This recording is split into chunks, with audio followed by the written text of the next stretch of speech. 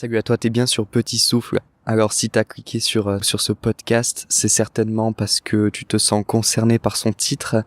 Donc je vais même pas t'expliquer pourquoi tu es là et à qui ce podcast va s'adresser. Mais j'aimerais quand même préciser que si par hasard tu es là par curiosité, cet audio pourrait t'intéresser finalement parce qu'on va parler apprentissage bien sûr. Par rapport au bac ES pour être précis, parce que c'est celui que j'ai passé l'année dernière. Mais voilà, si t'es vraiment pas du tout dans le même bac, ou si t'es pas du tout dans des études pour passer ton baccalauréat, ou que tu n'es même plus dans tes études, c'est pas grave, parce que là on va juste parler apprentissage, et on va parler de système, on va parler de se créer son système pour apprendre, et on va essayer de comprendre comment on peut essayer d'être plus motivé pour pouvoir apprendre et avoir de meilleurs résultats finalement, hein, avoir son bac. Et voilà, donc là à l'heure actuelle on est en avril, donc je tiens à te rassurer, le bac est encore un peu loin, même si tes profs te font des menaces comme quoi le bac arrive très vite. Bien sûr c'est vrai, mais à côté de ça, tout est encore à faire. Ne t'inquiète pas, on va essayer de voir comment justement essayer d'apprendre plus vite, d'apprendre mieux, ou tout simplement en fait d'apprendre, parce que si tu pars déjà avec une appréhension un petit peu pessimiste, parce que je sais pas si t'as eu de mauvais résultats par exemple à tes épreuves du bac blanc, voilà, tout reste à jouer, ne t'inquiète pas, on s'en fout. c'est maintenant que ça se passe.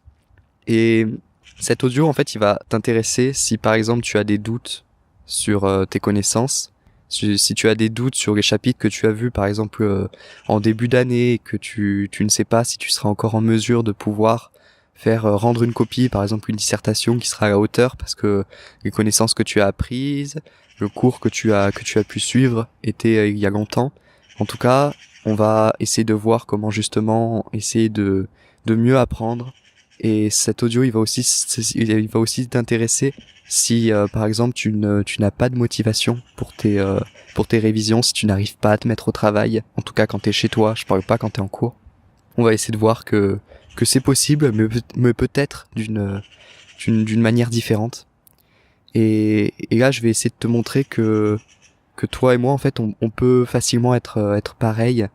Et moi, tu vois, j'ai eu mon bac l'année dernière avec une mention très bien, sans vraiment y passer des heures énormes par jour ou par semaine, sans m'y mettre 6 mois à l'avance dans mes révisions, tout simplement parce que j'ai essayé de chercher à me créer un système qui me ressemblait beaucoup plus, dans lequel je pouvais beaucoup plus facilement me retrouver, c'est-à-dire où je pouvais plus facilement être motivé.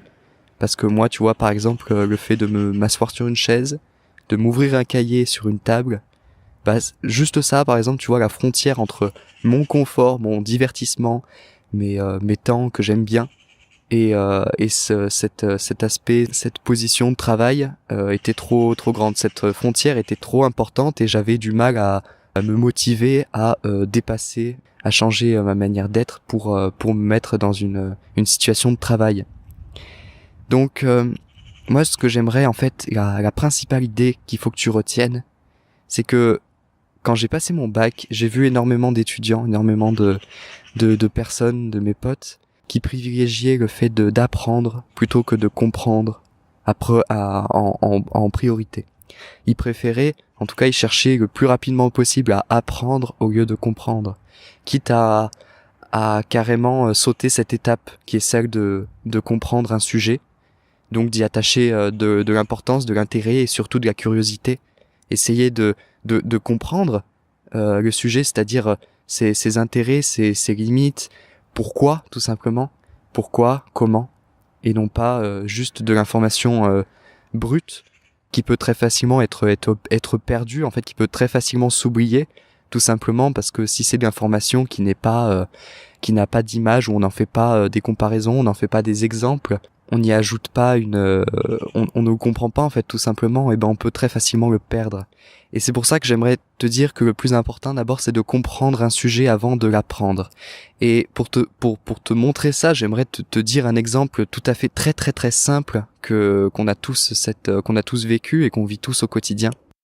Quand on est avec nos amis, quand on discute d'un sujet même qui peut être assez complexe, le sujet pas forcément une discussion de comptoir, un sujet qui peut être assez complexe, Mais dès qu'on en discute, en général, le lendemain, on peut encore en parler. On peut encore parler de ce que nous a dit notre pote la veille ou des choses comme ça. Tout simplement parce qu'on cherche pas à l'apprendre par cœur. Ce qu'il nous a dit, on cherche pas à l'apprendre par cœur. On cherche pas à se mettre une pression, à se dire, il faut le savoir pour le lendemain par cœur, il faut que je le retienne. On cherche juste à comprendre ce qu'il nous dit. On cherche juste à pouvoir en discuter tout simplement sans tension. Et en fait, si je te dis ça, ça pourrait paraître un petit peu hors sujet, mais en fait non, parce que ça vient rajouter cet intérêt de se dire qu'il faut d'abord comprendre au lieu d'apprendre. C'est le plus important. Et là, on va voir que finalement, le bac ES, c'est quelque chose d'assez répétitif. Parce que la majeure partie des notes que tu vas avoir cette année et que tu as à l'heure actuelle, c'est des notes d'expression écrite. Et ces expressions écrites, ça passe surtout sur de la dissertation. Et la dissertation, en fait, si ça a justement ce nom, c'est parce que la forme est très conforme, et toujours la même. C'est quelque chose de très répétitif. Finalement, en fait, la dissertation, à force d'en faire, on remarque que c'est presque un texte à trous. Dans le sens que c'est une forme qu'on va toujours répéter, c'est toujours la même. La seule chose qui change, c'est ce qu'on va y mettre dedans, les connaissances. C'est celle-ci que tu cherches, toi, à essayer de réviser à chaque fois que tu sors ton cahier.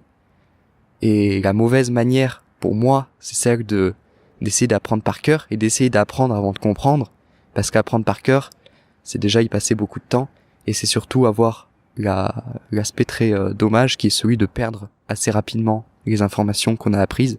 Et ce texte à trous qui est celui de la dissertation, ce qui est très important, et c'est là aussi où le conseil pourrait aussi t'apporter, c'est celui de se dire que le plus important aussi au préalable, c'est de connaître les règles du jeu. Parce que c'est comme pour un sportif, il va d'abord savoir les règles du jeu, il va savoir d'abord comment on joue au foot, avant de s'entraîner ou par exemple avant d'optimiser ses capacités en faisant de la musculation ou des choses comme ça. D'abord, il va connaître les règles du jeu. On ne peut pas être sportif, avoir les capacités physiques sans connaître les règles du jeu pour être bon en foot. Par contre, on peut connaître les règles du jeu et ne pas avoir des capacités sportives, mais en tout cas pouvoir jouer au foot, pratiquer le foot.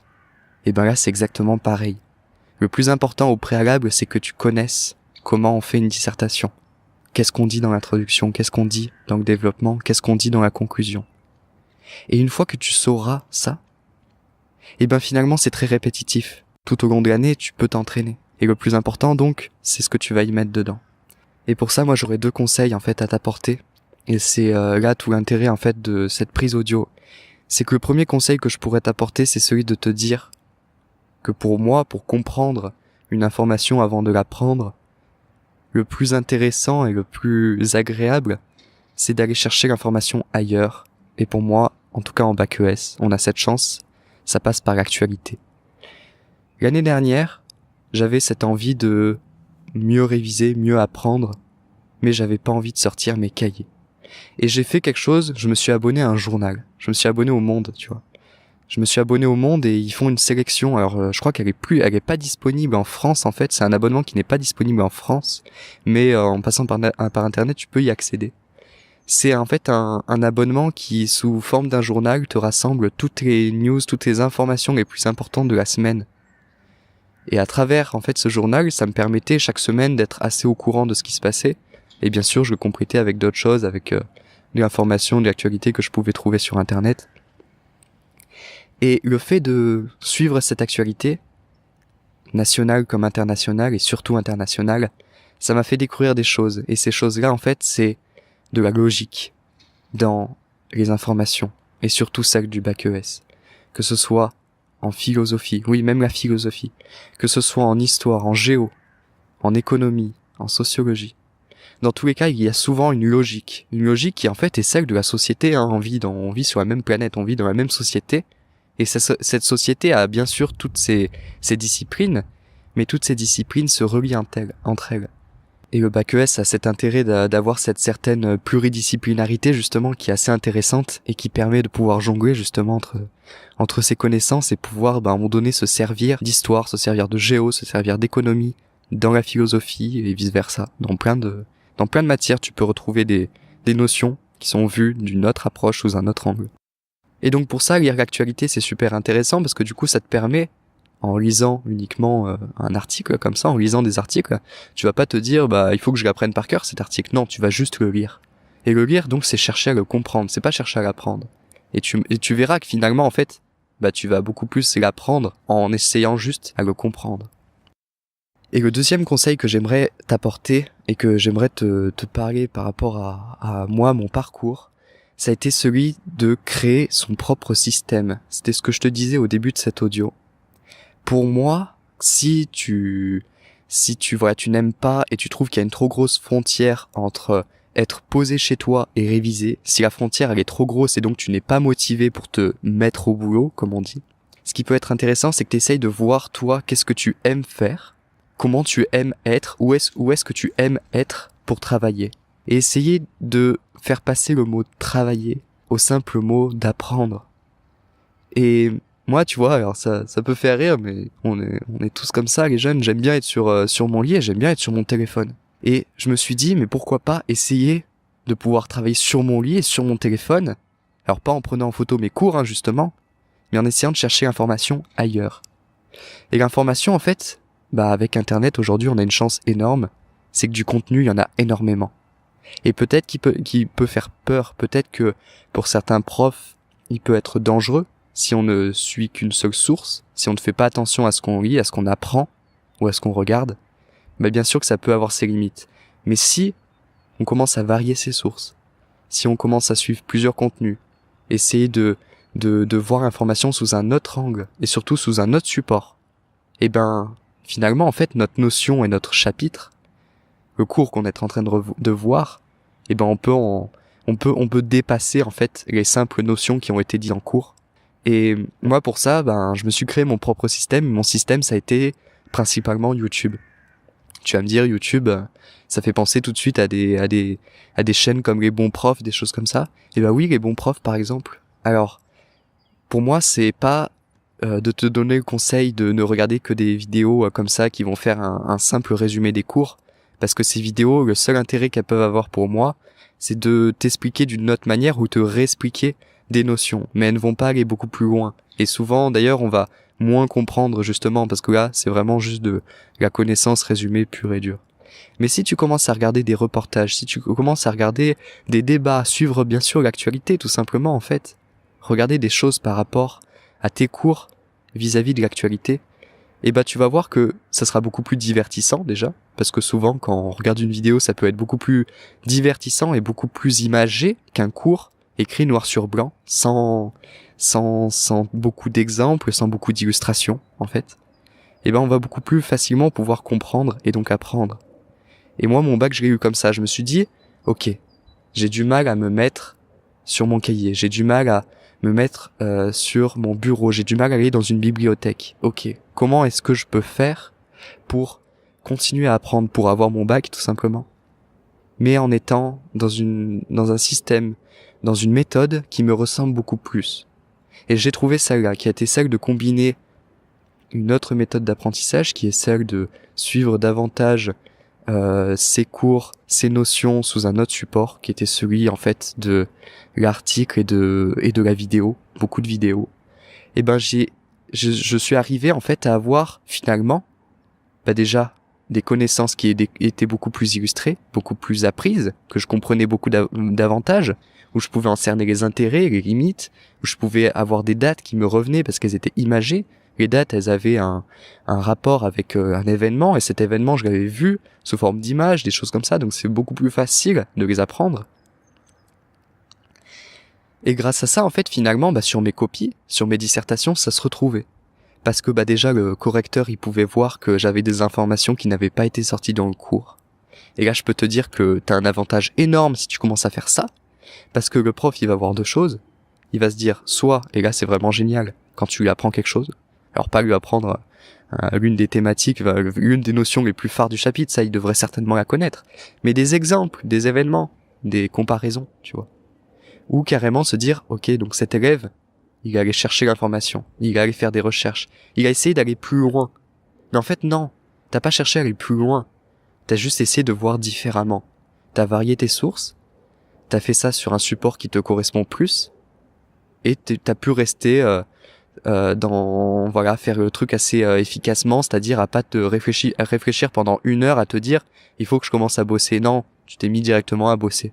parce que tu n'as pas travaillé dans le sens pessimiste du terme, tu t'es juste diverti. Tu t'es diverti et finalement, bien sûr, t'as appris les connaissances.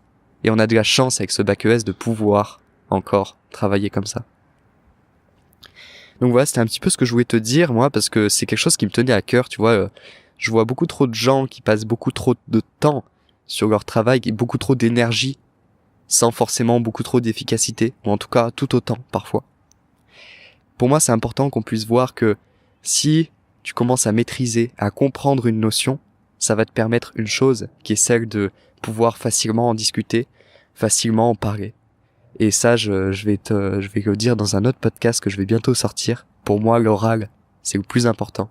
Si tu commences à verbaliser des choses, ça va les formuler. Tu vas beaucoup plus pouvoir comprendre les enjeux, comprendre les limites, faire des comparaisons avec ces notions et finalement beaucoup mieux les apprendre. Donc si tu commences à aller plus loin, comme les profs le disent, dans tes chapitres, tu vas pouvoir finalement pendant les cours poser davantage de questions.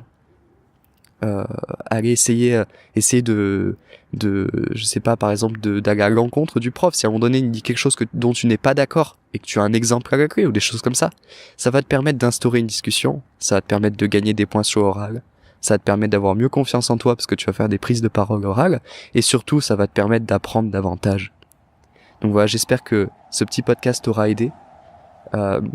Si tu connais pas Petit Souffle, alors sur Petit Souffle, c'est un podcast qui est davantage tourné sur, pour le coup, sur sortir pour se changer les idées et s'aérer un petit peu, faire une bonne pause, tu vois. Donc si ce podcast t'a intéressé, tu peux déjà t'abonner par rapport au podcast qui sortira sur l'importance de l'oral, sur l'intérêt de l'oral pour mieux apprendre.